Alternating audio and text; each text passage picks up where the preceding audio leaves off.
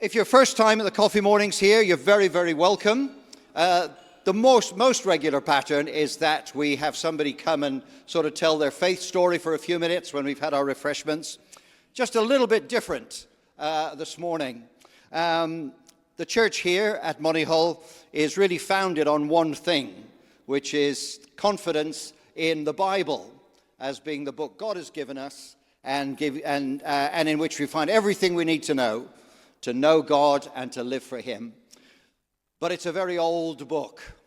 And so it's a really important question whether we can actually have confidence that this is actually what the original writers wrote. Can we have confidence in this book from that perspective at all? And that's what we're going to think about for a few minutes this morning. And we're delighted to have Hannah, one of our church members, and she'll explain to you how she's come to be interested in this subject and talk to us a little bit about how we can trust this book. Now, if you know anything about this subject, it is vast, vast, vast, vast, vast. Libraries full of books and decades and millennia of study on this subject. She's got 25 minutes. So you'll understand this is not a comprehensive view of everything, but what we hope it'll be a real taster so you'll understand why it's reasonable for us to really trust this book and base our lives on it. So, Hannah, come and join us. I'm not going to say anything more about Hannah. I'll get her to introduce herself. Make sure you introduce your family and stuff as well. And then over to you. Thank you. Good morning, everyone. I'm Hannah, and thank you so much for inviting me to be here. This is very exciting to be here. I've never come to Coffee Morning before, so this is my first time. So if you're new, I'm new too. That's okay. So my name's Hannah. I've been at the church since 2006, so quite a long time now. And I'm originally from North Wales, which is why I sound a little bit funny. So apologies for my strange accent. I've married to the lovely John. I've got 3 beautiful children, and we attend every Sunday here. And at the moment, I used to be a history teacher, but at the moment, I actually run a business. So that's what I do full time. And I'm going to talk to you about a topic that's really, I find very exciting. You'll have to forgive me. I've got to use my phone for the notes because my printer broke, my central heating broke, my car broke, everything broke this week. So apologies if I keep looking at my phone, but that's why, because my notes are here. So before I start, can I just ask, has anyone ever read The Da Vinci Code by Dan Brown? Quick show of hands. A few people, fantastic. Now, if you're not sure what it is, it's this absolutely fantastic, hey, thanks Margot, excellent, Margot's read it. It's this fantastic, fast-paced book that weaves together this story, and there's a historian that has to investigate all these clues, and it's an absolutely cracking yarn. I've read it, I've loved it, it's great. But the history in it is an absolute loads of codswallop. Yeah, absolute codswallop. But it was presented in such a convincing way that loads of people actually thought there was elements of truth in it. And ultimately, the storyline goes that Jesus, obviously, who is the central figure to the Christian faith, was married to Mary Magdalene and had a baby. And that's kind of the big controversy that you find out at the end of the book. And this kind of goes to show why history is actually still a really relevant topic. Reliability of sources is still a really relevant topic today, particularly around the Christian faith, because it's so easy to get sucked into these really exciting, secret kind of, conspiracy theories is too strong a word, but these kind of like exciting myths and legends that we can kind of focus on. And I'm actually a really big believer that everybody needs to kind of understand where the Bible came from, why it's reliable. I mean, if you are a Christian here, if you're sort of saying that this is the basis of your faith, you need to know that you can trust it. And if you're not a Christian here, you live in the world of fake news. You need to be able to assess whether the sources that you're being presented with are reliable or not. And when I was a history teacher, I was really keen on that with my pupils. So that's kind of why I'm still really interested in this topic. So we're going to look at today, as Colin very helpfully kind of sort of set me up, we're going to look at, if my clicker works, why trust the Bible? Go back a bit. Why trust the Bible? So why trust the reliability of the Bible as a source? That's kind of what we're going to focus on. And to give you a little bit of extra background about me, there I am. Don't I look fresh-faced? I am 21. I have just qualified from the University of Oxford with a degree in classical archaeology and ancient history. And when I went to Oxford, I wasn't a Christian. When I left Oxford, I was. And during that time, I studied ancient history and I started learning about ancient sources like Aristotle and Plutarch and all these different people that you've maybe heard of. And that was one of the reasons, not all the reasons, but one of the reasons why I actually dedicated my life to Jesus and actually decided to follow him. And that completely changed the course of my life and changed me at a fundamental level. My personality, everything changed at that point. And I ended up in Birmingham, which is really random. But, there you go. God had interesting plans ahead for me. So this is, although I studied it a really long time ago, and it's been really great being able to refresh that, to put this talk together. But I'm obviously not a professional historian, so I'm being completely transparent with you. At the moment, my business is digital marketing, so I build websites for a living. So it's very, very different. But thankfully, the skills are still there. They're a bit rusty, but they're still there. Now, why trust the Bible? Actually, this is a massive, massive question. And actually, it kind of depends what kind of sub-question you're asking as well. Are you questioning whether the sources are reliable? Are you questioning, was the Bible actually just compiled centuries after it was written? It's all been faked by the Christian church. Didn't the Christian church just kind of make up things like Jesus being divine and that kind of stuff?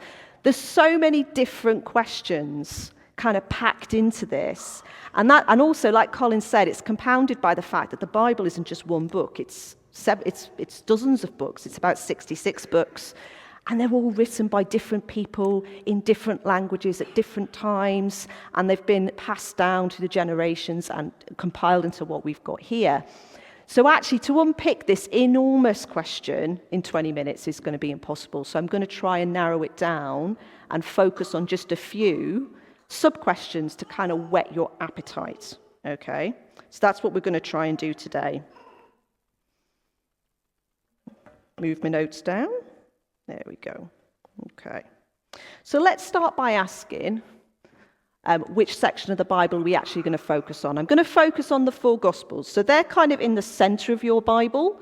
I'm not going to begin at the start. I'm going to start in the center. And they're the Gospels. They're the stories that talk about Jesus. And they talk about what he did. So actually, it's a really good place to start. So if you're ever wondering, where do I start reading the Bible? Don't start at the start.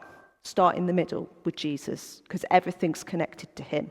So understand them first, and then you can work your way out. And there's four: the Gospel of Matthew, Mark, Luke, and John. They're all written at around about the same time, but by different people. And they all focus on pretty much the 3 years of Jesus' ministry, although some of them have got some stories from his childhood. But it focuses on that key time. So the first question we need to ask ourselves is, are the copies of these Gospels actually accurate? So obviously they're translated into English. They weren't written in English originally. But are they actually accurate? Are they what we have in front of us? Do we know that that's pretty much what was written in the first draft of, say, the Gospel of Matthew? Well, a good way to test is to kind of have a look at where we can find our earliest copies. So when archaeologists are kind of digging up manuscripts and stuff like that, they can date them, and there's lots of different ways that they date them. But it's really helpful to know how far back, how close can we get to Jesus on this planet. So here I've got a little bit of a timeline. Jesus' ministry was around about 30 AD, and I've got that on the little kind of PowerPoint there. And actually, the first papyrus we've got, or some of the first ones we've got, are from around 100 AD, and that's called the Rylands Papyrus. And it's got the Gospel of John, it's got a fragment of John 18, and we can actually physically look at this and analyze it.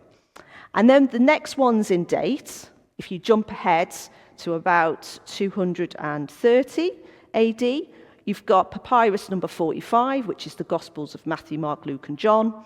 And then you've got papyrus 75, which has got a different name as well, and that's the Gospels of Luke and John. And these are kind of our earliest physical copies of the original text. Now you look at that and you think, 70 years though, that's a lifetime. Yeah? 70 years since Jesus has been around before the first one. That sounds a bit dodgy to me. Well, actually, from an ancient historian's point of view, what we would do is we would look at what non-Christian texts were kind of like. We'd compare them, okay? So let's try and think of some non-Christian ancient texts that we've got and look at how close we can get to when they were originally written to try and give us a little bit of an understanding as to whether this is good or not, okay? So here, let's do a bit of a comparison. Hands up if you've heard of Julius Caesar. Fabulous, a lot more there, okay? So Julius Caesar, I came, I saw, I conquered, that dude, the guy that kind of invaded England.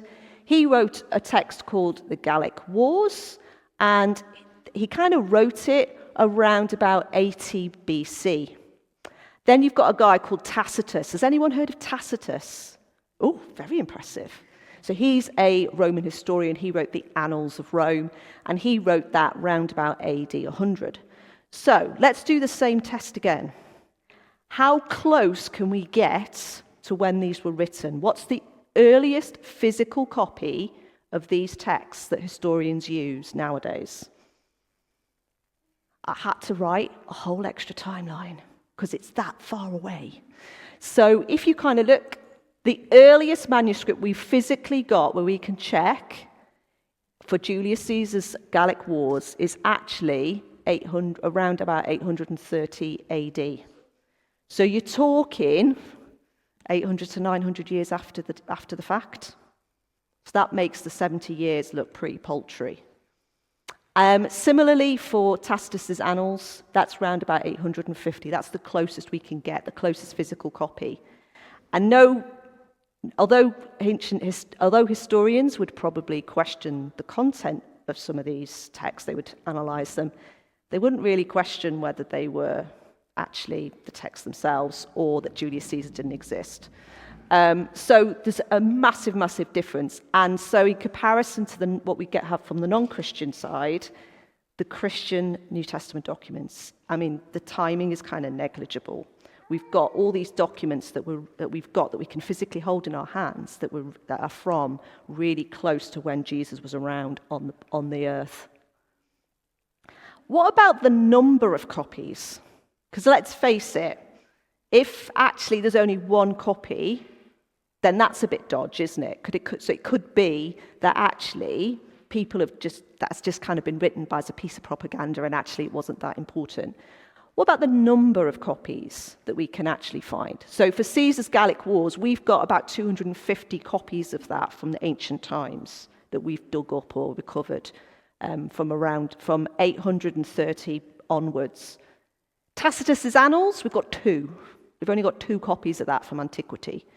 So the whole of our translation, when you actually go and buy a copy of Tacitus's Annals off the shelf, if you go to a fancy bookstore, it's all based on just 2 manuscripts that they've had to work with to try and create the English translation. Caesar's Gallic Wars, they've got more to work with. They've got 250, so they can kind of compare to make sure they're getting a more accurate kind of translation of that document. So how does that compare to the New Testament documents? Let's have a look. Over 2,000. So there's a massive difference. There's so many copies of these ancient documents, and they are so close in age to when Jesus was actually around. It kind of blows the non-Christian texts out the water. It's really quite staggering. Okay, so we've got a lot. We know that they were written pretty close to when Jesus was around. Do they actually match? Because that's another test we've got to put in, haven't we? If we've got all these copies, if they all say different things, how do we know which one's true? Which one we should actually translate? The thinking is that say we've got all these copies that we've dug up, if they all kind of like match each other or match the earliest copy, and there's not much variation, that kind of gives us a really good kind of indicator that the earliest copy is really close to the original. You can kind of work it backwards. So if I've got all these later versions and they all match, and those later versions all match the earliest version I've got, that hopefully means the earliest version we've got is very, very close to the original. And that's kind of how ancient historians work. They kind of work backwards like that. So let's do some tests. Let's see. Are there variations? Yes, there are. I will be 100% honest with you, okay? But let's have a look at what those variations are. Sometimes those variations are just spelling differences, which actually in the ancient times wasn't a big deal. Nowadays we've got phonics, we have to pass, like GCSEs, like everything's very sort of regimented, okay? To pass a test, you've got to get a certain number of spellings correct.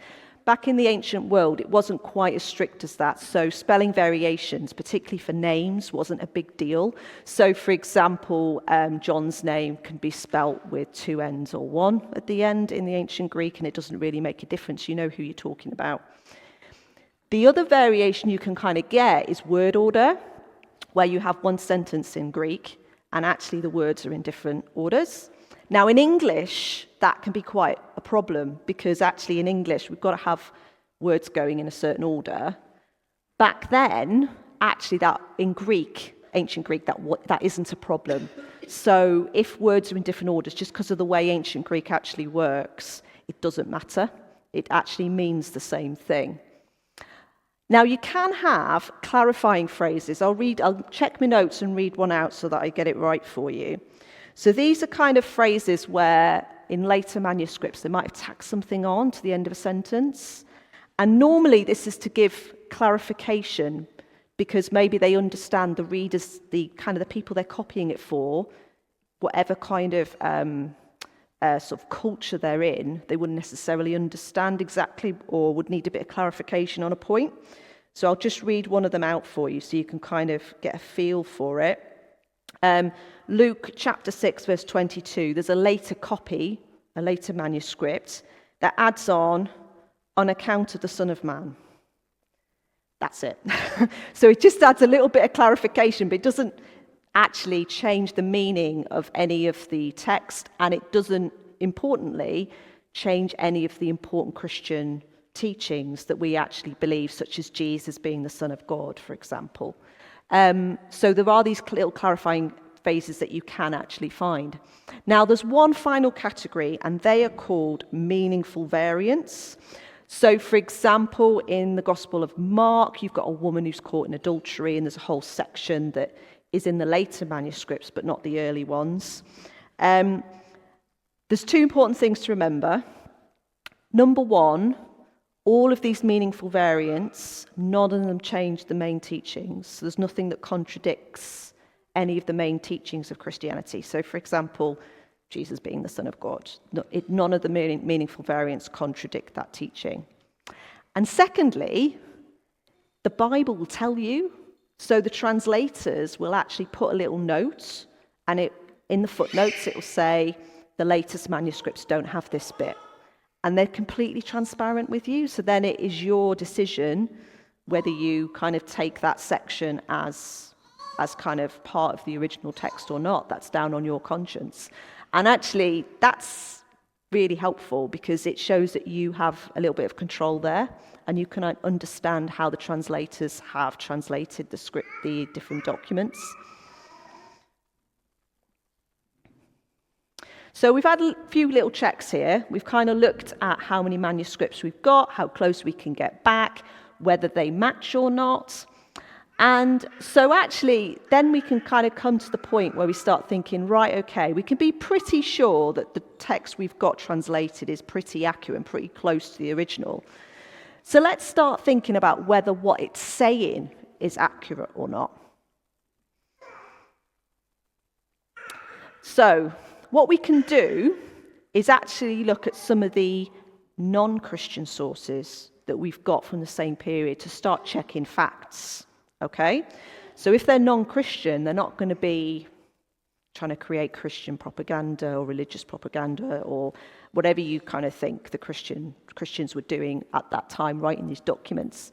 We can check them. These guys are Romans or Jews, but they're not Christians. And so they're not going to be they're going to have a different opinion and a different take on what happened during that period. Here's a few. Tacitus' Annals again, written about AD 100. He actually confirms some of the key facts that we find in the Gospels. So we've got that Jesus was executed by Pontius Pilate. And interestingly, he's sort of writing about 70 years, obviously, after this has all kind of happened. And he's actually describes this vast multitude of Christians that are living in Rome at that time. So it kind of gives us an eyewitness account that by this point, within 70 years, the Christian message had just spread like wildfire throughout the Mediterranean. And this backs up a lot of what we see written in other documents in the Bible, such as the Book of Acts, where you get this same thing described. Pliny the Younger. Now, I kind of feel sorry for Pliny. He had a bit of a rough deal. He was governor of Bithynia, which is kind of one of the Roman provinces at the time, and it was his job to try and keep law and order. And actually, the Christians were kind of causing a bit of trouble. Not themselves, but other people's responses to them. They weren't really toeing the party line. And he spends a lot of time trying to figure out how to deal with this new cult, that was kind of emerging. And a lot of that was actually that the Christians wouldn't sacrifice or sort of give kind of worship the cult of the Caesar. And that was a big problem back then, okay? Because that was how one of the ways the Romans used to try and bring unity between all the different people groups that they were in control of. You had to kind of swear allegiance, almost worshipping the emperor. And he kind of confirms that Christians were singing hymns to God, or to Jesus as to a God. He notes that the way to determine, so it is distressing, but you can kind of tell how the subtext is the way they're torturing Christians effectively, or at least kind of trying to deal with them as criminals. And he notes how the key to determining whether someone was a Christian or not was to see whether they would curse Christ and sacrifice to the pagan gods. And this is really important because you'll often get some of these kind of myths and legends like that you get in like Dan Brown, the Da Vinci Code and stuff like that will say that the idea that Jesus was God was invented hundreds of years after. That is not true. Back here we've got evidence pretty much from the same period that Christians believed Jesus was God. And these are just regular normal people, not some kind of church elite. So if you ever get that kind of if you ever read anything like that, there is no evidence that Christians back in the first century did not believe Jesus was God. They all believed Jesus was a God. And so then we've got Josephus. Now he is not Roman, he is a Jew, but he is kind of living under Roman rule. And actually he is kind of like friends with the Romans. So you have to kind of take him with a pinch of salt. And also, there is some sections of Josephus's work which talk about Jesus more explicitly, and there's a lot of debate about whether they're accurate or not, or whether they've been added in during the Middle Ages as some kind of Christian propaganda. So I've deliberately excluded those passages from this so that we don't muddy the waters. But even taking that into account, Josephus actually kind of confirms Jesus' brother and mother's names. He confirms that Jesus' brother was executed by the authorities, all these things that we learn from the Bible. So there's lots of contemporary sources that kind of match a lot of the key facts that we have in the New Testament. So what about the gospel writers themselves? Can we actually trust them? We've got 4 of them.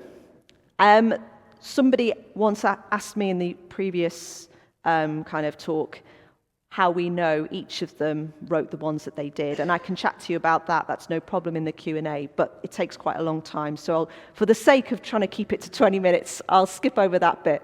But we've got these 4 kind of writers. Now, Luke is probably the most similar to what we would consider to be a historian today, and I'll go into that in a minute. But you've got Matthew, Mark, Luke and John, Matthew and John were actually part of Jesus' original 12 disciples. And Mark actually spent time with Peter, who was one of the original 12.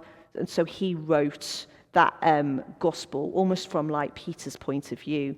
And then Luke was actually not one of the original 12. He was a doctor, and he kind of worked with the Apostle Paul. Okay. So what about these guys? Can we trust them? All right. Can we actually believe what it is that they're telling us? Now, one thing that I quite like to point out is ancient people didn't write for the same reasons we do. We look at everything as mostly middle class educated, mostly white, British, post-enlightenment, literate people. We have a Western perspective on everything. You don't know it, but deep within you, you have these biases where whenever you look at a text, you will bring to it your own kind of background, your education, your experience. And actually, that can really muddy the waters. When you're looking at ancient documents, you have to remember these people were not white, they were not British, they were not they were not middle class. They were very different to us, and they looked at the world in a different way, and they wrote for different reasons.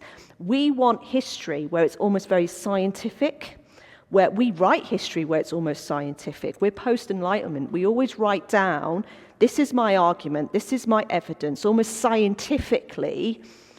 They didn't worry about a lot of that. To them, history had there was a different reason for writing about history, and to them that was equally valid. For us to kind of project our kind of, oh, we're so much better than them kind of approach is dishonoring them and what they actually were trying to achieve. And although actually we need to make sure that we test to see what they're saying is accurate, we need to treat them with respect and not look down on them. And you see a lot of that in today's kind of society where we look down on other cultures because it's not quite as good as what we do. And we've got to be really careful that we don't do that when we're looking at these documents. So that's I'm just going to put that to one side. That's a bit of a hobby horse of mine. So I'll just get off my soapbox for a minute. But there are lots of different reasons why ancient writers wrote history. So, for example, personal propaganda.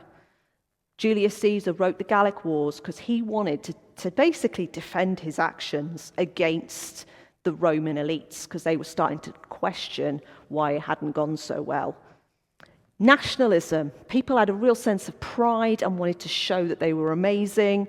Livy was a writer, a Roman writer, and he wanted to show why Rome was amazing. Paid. So some guys just paid to do it, and so they just wanted to please the person that was paying them. So Paterculus' History of Rome, it was patronized by the Emperor Tiberius. So of course it's going to make Tiberius look a little bit better than what he was. And moral lessons. Now this is really important because this is so different to what we do. People would often write history to try and show how great these people were so that people nowadays could learn moral lessons from them. So Plutarch's Lives is actually a really famous example of that. He compares famous ancient people and sort of tries to draw moral lessons, and to them that was a legitimate reason to actually why they should write history. So the question is, what about the gospel writers? Do any of these typical reasons match the reasons they were writing? Basically, no. It is quite unique. There's no nationalism. Although they write in a very Jewish way, particularly Matthew, Mark, and Luke.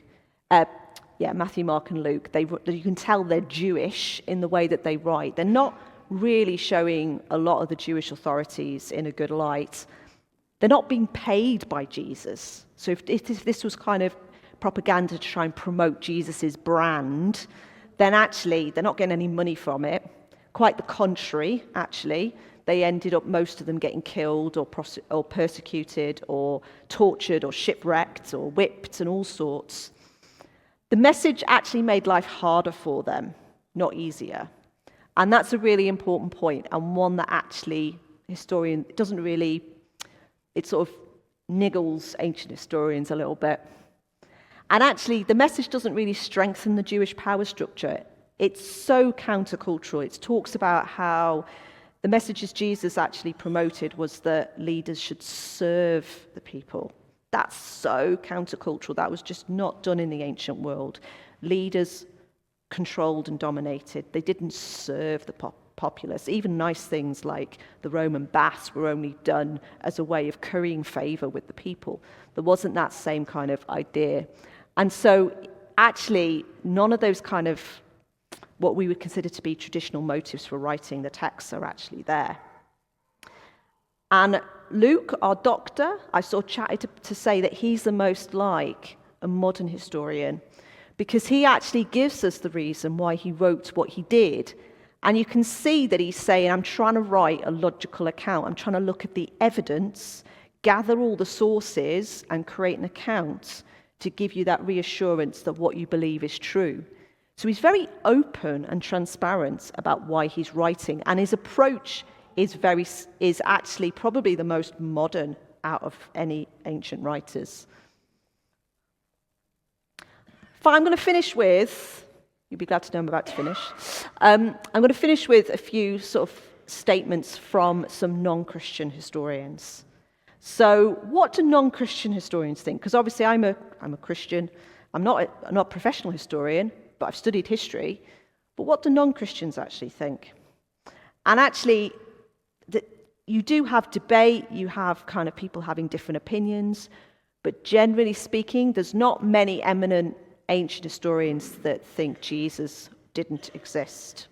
They all think he existed. Now, they might not believe that he was the Son of God, but they don't doubt that a figure called Jesus was crucified under Pontius Pilate and actually caused this massive kind of cult to spread around the Mediterranean. And actually, one of the things that's quite that you see quite a lot is the fact that the central point of Christian teaching is that the main person died on a cross and rose again. Now, to us, we're so familiar with that because we come from our kind of pseudo-Christian tradition in the UK that we don't realize just how shocking this is. It's a bit like sort of saying some guy on death row, kind of who was electrocuted on an electric chair, actually, and everyone's sort of following him because they think he's the Son of God. Like, it's just so like, what? That's just bonkers. And actually, for ancient historians, they actually recognize that. They recognize that if somebody was to try and create a cult, to try and get loads of people to follow them, they wouldn't do it that way. It's a really bonkers way of doing it. It's so, in that particular time period, would be so countercultural and so weird that it just wouldn't work. So the fact this massive cult kind of spread from this makes it really unique and actually quite awkward for ancient historians who don't actually believe in Jesus. Because, in fact, it was even the Apostle Paul in Book of Acts actually calls the cross, the crucifixion, a stumbling block because it's just so awkward to kind of get around.